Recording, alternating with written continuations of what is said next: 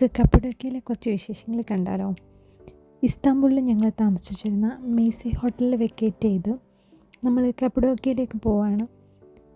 ശരിക്കും ഈ വീഡിയോയിലൊരു 3 ഡേയ്സിൻ്റെ ജേർണിയാണ് ഇൻക്ലൂഡ് ചെയ്തേക്കുന്നത്.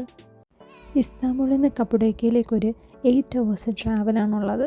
ശരിക്കും ഞങ്ങൾക്ക് ഈ ഒരു ജേർണി സ്റ്റാർട്ട് ചെയ്തപ്പോൾ തന്നെ ഒരുപാട് കൺഫ്യൂഷൻസ് ഉണ്ടായിരുന്നു. അത് വേറൊന്നും കൊണ്ടല്ല, ഞങ്ങൾ റെൻറ്റിനെടുത്തിരുന്ന കാറ് ശരിക്കും അതൊരു ഇലക്ട്രിക് വെഹിക്കിളായിരുന്നു.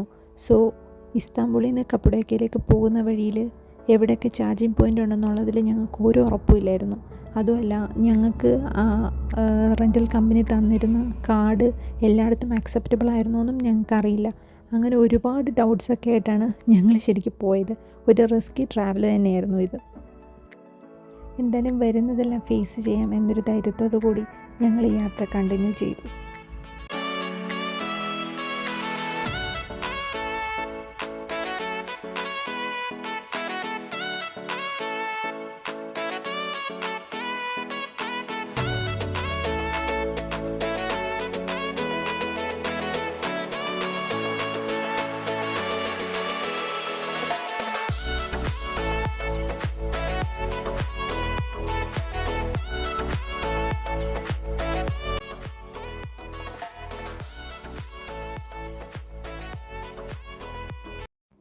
ഈ 8 hour ട്രാവൽ എന്ന് പറയുന്നത് ഒരു ഡിഫറെൻ്റ് എക്സ്പീരിയൻസ് ആയിരുന്നു. പോകുന്ന വഴിയിലേക്ക് നല്ല ബ്യൂട്ടിഫുൾ ആയിട്ടുള്ള വ്യൂസ് ആയിരുന്നു. റോഡൊക്കെ കാണാനും അതേപോലെ തന്നെ ഓരോ പ്രദേശവും ഓരോ ടൈപ്പിലായിരുന്നു നമുക്ക് കാണാൻ സാധിച്ചത്. കുറച്ച് ഒരു സിറ്റി ഏരിയയിലേക്ക് പോകുമ്പോൾ ഗൾഫ് കൺട്രീസിനെ ഫീൽ ചെയ്യുന്ന രീതിയിലുള്ള പല വെറൈറ്റി ബിൽഡിങ്സും, പിന്നെ അതേപോലെ നമ്മൾ മൗണ്ടെയ്ൻസ് അങ്ങനെയുള്ള ആ ഒരു റീജിയനിലേക്ക് പോകുമ്പോൾ വേറൊരു പ്രകൃതിയുടെ ഭംഗിയും, അങ്ങനെ പലതരത്തിലുള്ള വ്യൂസ് ആയിരുന്നു നമുക്ക് എക്സ്പീരിയൻസ് ചെയ്യാൻ സാധിച്ചത്.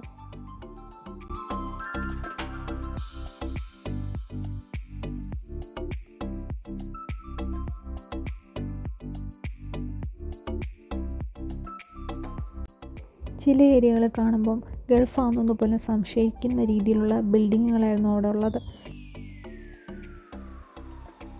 ഓരോ സ്ഥലത്തിൻ്റെയും കാഴ്ചകൾ കാണുന്നതിൻ്റെ കൂടെ തന്നെ വണ്ടി ഒരു കൺസേൺ തന്നെയായിരുന്നു കേട്ടോ. കാരണം വണ്ടിയിൽ ചാർജ് ചെയ്യണമല്ലോ. അപ്പോൾ ഇത്തരത്തിലുള്ള സിറ്റീസൊക്കെ ആണെന്നുണ്ടെങ്കിൽ ഈസിലി ആക്സസിബിൾ ആയിരുന്നു ചാർജിങ് സ്റ്റേഷന് വേണ്ടിയിട്ട്. പക്ഷേ ചില ഭാഗങ്ങളിലേക്ക് പോകുമ്പം അതൊന്നും ഇപ്പോഴും ഡെവലപ്ഡ് അല്ല.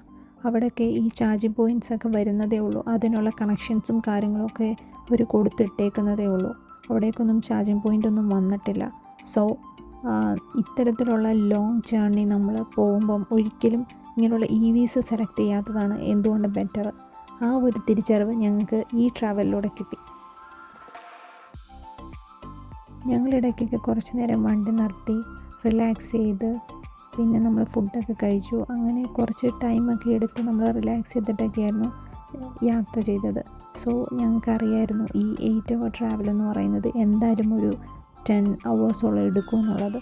ഇത് അത്യാവശ്യം നല്ല ലെങ്തി ട്രാവൽ തന്നെയായിരുന്നു. പിന്നെ അതുകൂടാതെ നമുക്ക് വണ്ടി ചാർജും ചെയ്യണം. അപ്പോൾ എന്തായാലും മീഡിയം ടൈം കൺസ്യൂമിങ് ആയിരുന്നു. ഇപ്പം നിങ്ങൾ കണ്ടുകൊണ്ടിരിക്കുന്ന കാഴ്ച നമ്മൾ ഒരിടത്ത് ഫുഡ് കഴിക്കാൻ കയറിയ റെസ്റ്റോറൻ്റ് ആയിരുന്നു കേട്ടോ.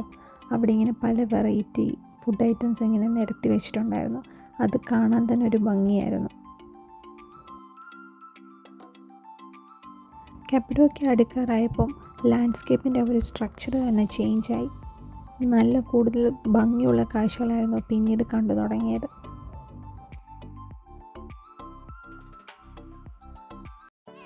ഇപ്പം നിങ്ങൾ കാണുന്നത് പിറ്റേ ദിവസത്തെ കാഴ്ചകളാണ് കേട്ടോ. ഞങ്ങൾ നേരത്തെ തന്നെ ഹോട്ടൽ ബലൂൺ ബുക്ക് ചെയ്തിട്ടുണ്ടായിരുന്നു. ശരിക്കും തലേന്ന് നൈറ്റ് ഞങ്ങൾക്ക് ഈ വണ്ടി ചാർജ് ചെയ്യുന്നതിൽ കുറച്ച് സ്ട്രഗ്ലിംഗ് ഒക്കെ ഉണ്ടായിരുന്നു. അതെല്ലാം കഴിഞ്ഞ് ഞങ്ങൾ കപ്പഡോക്യയിലെത്തിയപ്പോൾ തന്നെ പിറ്റേന്ന് നേരം വെളുത്തു. ഞങ്ങൾ നേരെ വന്നത് ഈ ഹോട്ടൽ ബലൂണിൻ്റെ ഡെസ്റ്റിനേഷനിലേക്ക് തന്നെയായിരുന്നു. നമ്മൾ ഓൾറെഡി കപ്പഡോക്യയിൽ ഒരു ഹോട്ടൽ ബുക്ക് ചെയ്തിട്ടുണ്ടായിരുന്നു. ഹോട്ടൽ ബലൂണിൻ്റെ ടീമിനോട് നമ്മുടെ ഹോട്ടലിൻ്റെ ഡീറ്റെയിൽസ് നമ്മൾ ഓൾറെഡി ഷെയർ ചെയ്തിട്ടുണ്ടായിരുന്നു. സോ അവർ നമ്മളെ ഹോട്ടലിൽ വന്ന് തന്നെ പിക്ക് ചെയ്ത് ഡെസ്റ്റിനേഷനിലോട്ട് കൊണ്ടുവരും. ഞങ്ങൾക്ക് ഈ ഹോട്ടൽ ബലൂൺ ബുക്ക് ചെയ്തപ്പോൾ ചെറിയൊരു അബദ്ധം പറ്റിയിട്ടുണ്ടായിരുന്നു. ശരിക്കും ഒരുപാട് ബലൂൺസ് ഫ്ലൈ ചെയ്യുന്നത് ലവ് വാലിയിലായിരുന്നു. ഞങ്ങൾക്ക് ശരിക്കും കാറ്റ് വാലിയിലായിരുന്നു ബുക്കാക്കിയത്.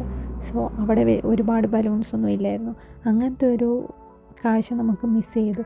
എന്നാലും ഇതൊരു ഡിഫറെൻറ്റ് വെറൈറ്റി എക്സ്പീരിയൻസ് തന്നെയായിരുന്നു. നമ്മൾ ബുക്ക് ചെയ്തിരുന്ന റൂമിൽ നിന്നും ഏകദേശം ഒരു 1 hour ട്രാവൽ ഉണ്ടായിരുന്നു ഈ ക്യാറ്റ് വാലിയിലേക്ക് എത്താൻ. പക്ഷേ ഞങ്ങളുടെ ഹോട്ടലിൻ്റെ അടുത്ത് തന്നെയായിരുന്നു ലവ് വാലി ഉണ്ടായിരുന്നത്. സോ നമ്മൾ അവിടെ നിന്ന് ബുക്ക് ചെയ്തിട്ടുണ്ടെങ്കിൽ നമുക്ക് ഒരുപാട് നേരത്തെ എഴുന്നേറ്റ് ട്രാവൽ ചെയ്യേണ്ടി വരത്തില്ലായിരുന്നു. അവിടെ നോർമലി ഹോട്ടൽ പിക്കപ്പ്സ് ഉള്ളത് 4 to 4:30 ആയിരുന്നു. ഇവിടെ ശരിക്കും ഇവർ 3 to 3:30 ആ റേഞ്ചിലായിരുന്നു പിക്കപ്പ് ഉണ്ടായിരുന്നത്.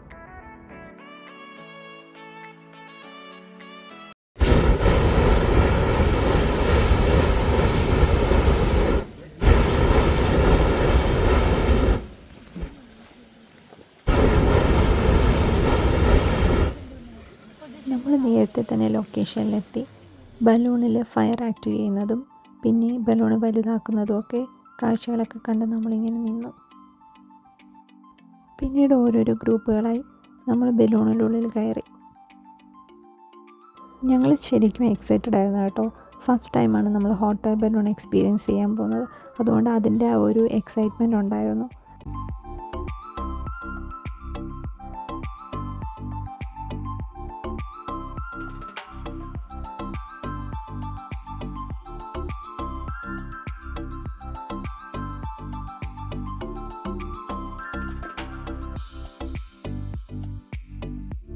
നമ്മൾ ഈ ഹോട്ട് എയർ ബലൂണിൻ്റെ ഉള്ളിൽ കയറിയപ്പോൾ തന്നെ ഇതിൻ്റെ പൈലറ്റ് ഓരോരോ ഇൻസ്ട്രക്ഷൻസൊക്കെ പറഞ്ഞു തരാൻ തുടങ്ങി. ഇതെങ്ങനെയാണ് ഫ്ലൈ ചെയ്യുന്നത്, ഏത് ഡയറക്ഷനിലേക്കാണ് പോകുന്നത്, അപ്പം നമ്മൾ എന്തൊക്കെയായിരിക്കും ചെയ്യേണ്ടത്, അങ്ങനെയുള്ള ഓരോ ഇൻസ്ട്രക്ഷൻസും പുള്ളി എക്സ്പ്ലെയിൻ ചെയ്യാൻ തുടങ്ങി. ഈ ഹോട്ട് എയർ ബലൂൺ ഫ്ലൈ ചെയ്യിക്കണമെങ്കിൽ ശരിക്കും ഒരു പൈലറ്റ് ലൈസൻസോ അല്ലെങ്കിൽ എയർമാൻ ലൈസൻസോ വേണം കേട്ടോ. Landing time, landing position. Your balloons nothing direction, only control of this way and only going now here. Only control of this way and only going now here. The landing time, your balloons going now here. Everybody, your group, turn this side. Your face is opposite side. 2 hands, in the like a ski position. Beat your knees and push your back. Understand? Biz etrafında dönebiliyoruz. Balonumuz sadece bu yönde devam ediyor. Yani iplerin olduğu tarafa doğru düz ilerliyoruz. Yönümüzü kendimize. Pilot ഇംഗ്ലീഷിലും Turkish ലാംഗ്വേജിലും instructions എല്ലാം explain ചെയ്തതിന് ശേഷം പതിയെ fly ചെയ്യിക്കാൻ തുടങ്ങി.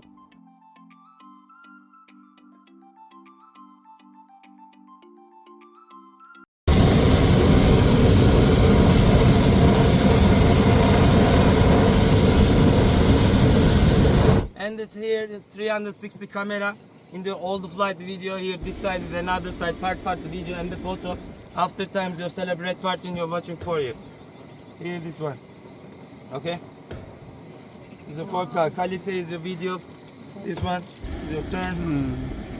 After time is your celebrate party and you're watching for you. Thank you.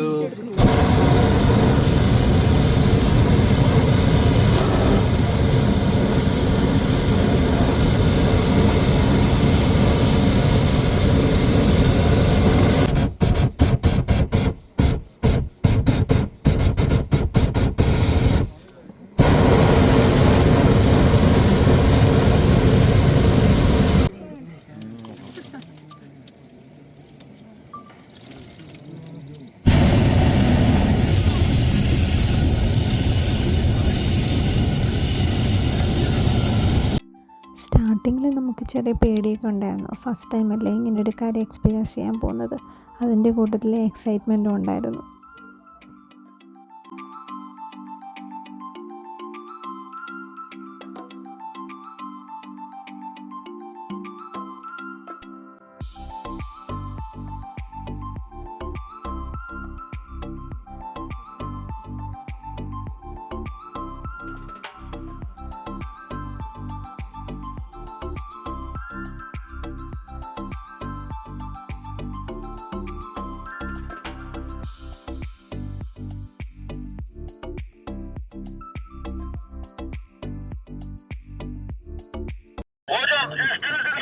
Anlaşıldı, teşekkürler.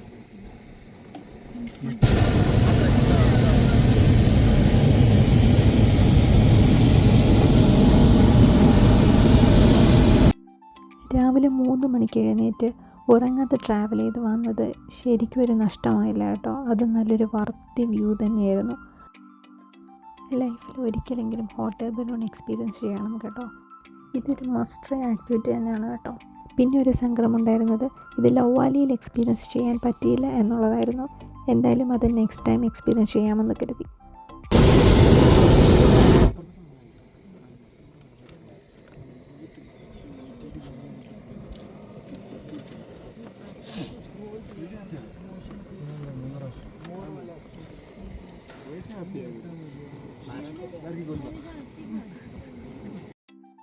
അങ്ങനെ നല്ലൊരു beautiful സൺറൈസൊക്കെ കണ്ട് ഹോട്ട് എയർ ബലൂൺ നമ്മൾ ലാൻഡ് ചെയ്തു. നമ്മൾ ദൂരെ നിന്ന് കാണുന്നത് പോലെ അല്ല കേട്ടോ, അത്യാവശ്യം നല്ല വലിപ്പം ഉണ്ടായിരുന്നു ഈ ബലൂണിന്. അവർ ഒരുപാട് കഷ്ടപ്പെട്ടായിരുന്നു ബലൂൺ അഴിച്ചു മാറ്റിയത്. Okay, bye bye balloon. See you tomorrow morning. Excuse me, here.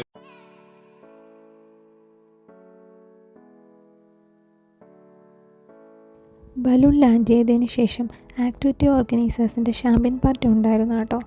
അവർ നമുക്ക് ഈ ഹോട്ട് എയർ ബലൂണിൽ ഫ്ലൈ ചെയ്തതിൻ്റെ സർട്ടിഫിക്കേഷനൊക്കെ തന്നായിരുന്നു.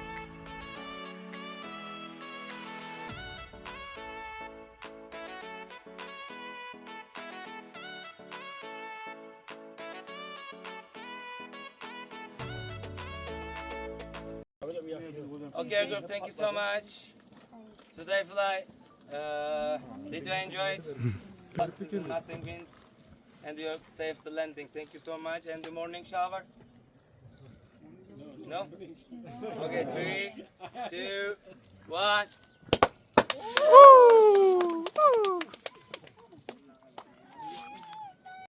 അതിനുശേഷം ഞങ്ങൾ കപ്പഡോക്കയിലെ ഹോട്ടൽ റൂം വെക്കേറ്റ് ചെയ്തു. ഇനി ഞങ്ങൾ ഇസ്താംബൂളിലേക്ക് പോവാണ്. അപ്പോൾ അതിന് മുന്നേ ഞങ്ങൾ ഈ കപ്പഡോക്കയിലെ കുറച്ച് അട്രാക്റ്റീവ് പ്ലേസസ് കാണാൻ വേണ്ടി പോവാണ്. ലവ് വാലിയും അങ്ങനെയുള്ള കുറച്ച് സ്ഥലങ്ങളൊക്കെ. പിന്നെ ഇതൊരു ലോങ് 8 hour ട്രാവൽ ആയതുകൊണ്ട് നമ്മളിടയ്ക്ക് അങ്കാരയിൽ ഒരു റൂം ബുക്ക് ചെയ്തിട്ടുണ്ടായിരുന്നു. അപ്പോൾ അന്ന് നൈറ്റ് നമ്മൾ അവിടെ സ്റ്റേ ചെയ്തിട്ടാണ് തിരിച്ച് പിറ്റേന്നാണ് നമ്മൾ ഇസ്താംബൂളിലേക്ക് പോയത്.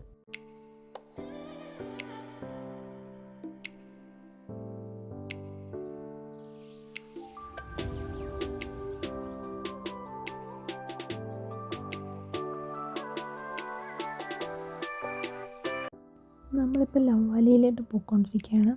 ലവ് വാലിയിൽ പോകുന്ന വഴിയൊക്കെ കാണാൻ നല്ല ഭംഗിയായിരുന്നു. ഈ ലവ് വാലിയിലാണ് ഒരുപാട് ബലൂൺസ് ഫ്ലൈ ചെയ്യുന്നത്.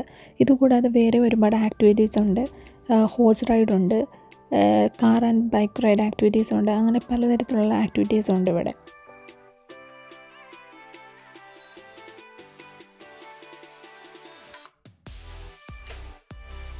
നമ്മൾ ഈ വാലിയിൽ കാറ് പാർക്ക് ചെയ്തു. എന്നിട്ട് ഈ ആക്ടിവിറ്റീസ് നടക്കുന്ന സ്ഥലത്തൂടെയൊക്കെ ജസ്റ്റ് ഒന്ന് നോക്കി കണ്ടു. അത്യാവശ്യം നല്ല വാം ടെമ്പറേച്ചറായിരുന്നു. അതുകൊണ്ട് ഒത്തിരി നേരം അവിടെ സ്പെൻഡ് ചെയ്യാൻ പറ്റുന്നില്ലായിരുന്നു.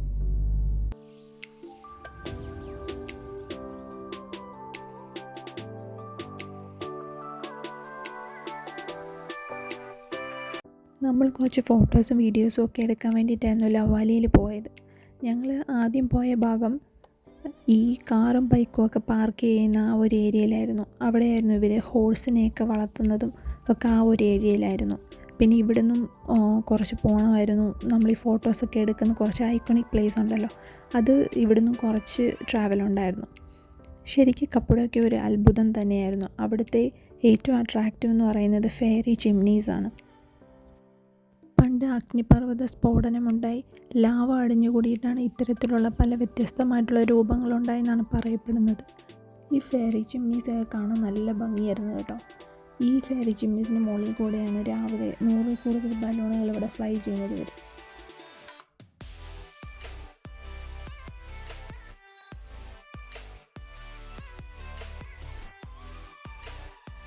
ഞാൻ ആദ്യം പറഞ്ഞായിരുന്നല്ലോ, ഞങ്ങൾ ആദ്യം ലവ് വാലിയിലല്ലായിരുന്നു പോയത്.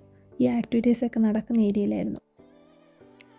ഞങ്ങൾ അവിടെയുള്ള 1-2 പേരോടൊക്കെ ചോദിച്ചു. അങ്ങനെ അവർ ഞങ്ങൾക്ക് എക്സാക്റ്റ് ലൊക്കേഷൻ പറഞ്ഞു തന്നു. അവിടെ നിന്നൊരു 5 to 10 minutes ട്രാവൽ ഉണ്ടായിരുന്നു. പിന്നെ ഞങ്ങൾ ഈ ലവ് വാലിയിൽ വന്നു. അത്യാവശ്യം നല്ല വാം വെതറായിരുന്നു. സോ ഞങ്ങൾക്ക് അവിടെ ഒത്തിരി നേരം സ്പെൻഡ് ചെയ്യാൻ പറ്റിയില്ല. കുറച്ച് ഫോട്ടോസും വീഡിയോസും ഒക്കെ എടുത്തിട്ട് ഞങ്ങൾ പെട്ടെന്ന് അവിടെ നിന്ന് പോവായിരുന്നു.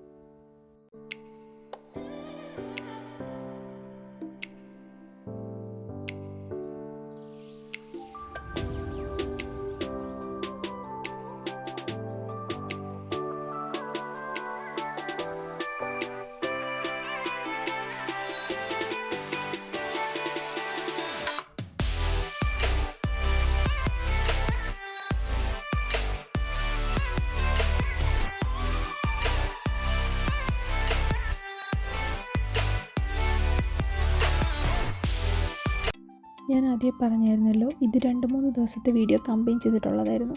ഞങ്ങൾ ഇന്ന് രാത്രി അങ്കാരയിൽ സ്റ്റേ ചെയ്യുകയാണ്. എന്നിട്ട് നാളെ രാവിലെയാണ് ഇസ്താംബുളിലേക്ക് പോകുന്നത്.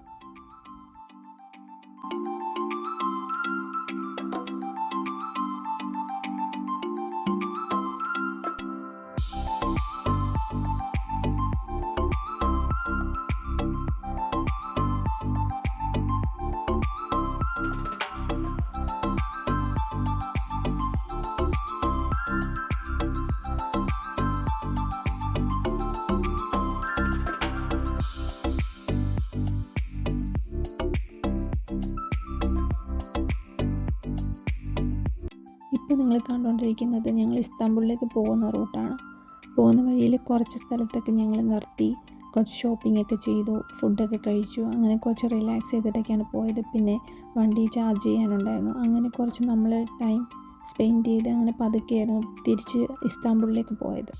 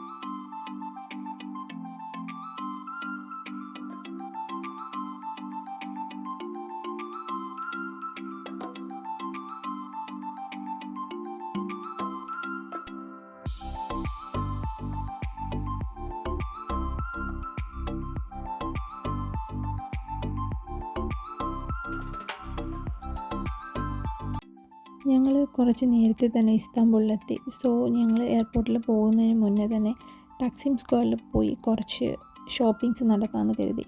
നമ്മൾ ഫസ്റ്റ് ടക്സിം സ്ക്വയറിൽ പോയത് നൈറ്റ് ആയിരുന്നല്ലോ. സോ ഡേ ടൈം ഒന്ന് എക്സ്പ്ലോർ ചെയ്യാമെന്ന് കരുതിയിട്ടാണ് അങ്ങോട്ട് പോയത്. പിന്നെ ഞങ്ങൾ അവിടെ പോയിട്ട് കുറച്ച് ഷോപ്പിങ്സ് ഒക്കെ നടത്തി, കുറച്ച് സ്വീറ്റ്സും അങ്ങനത്തെ കുറച്ച് ഫുഡ് ഐറ്റംസ് ഒക്കെ പർച്ചേസ് ചെയ്തു.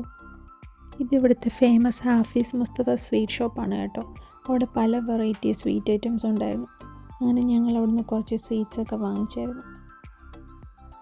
ഞങ്ങൾ കുറച്ച് നേരം ടക്സിം സ്ക്വയറിൽ സ്പെൻഡ് ചെയ്തതിന് ശേഷം എയർപോർട്ടിലേക്ക് പോയി.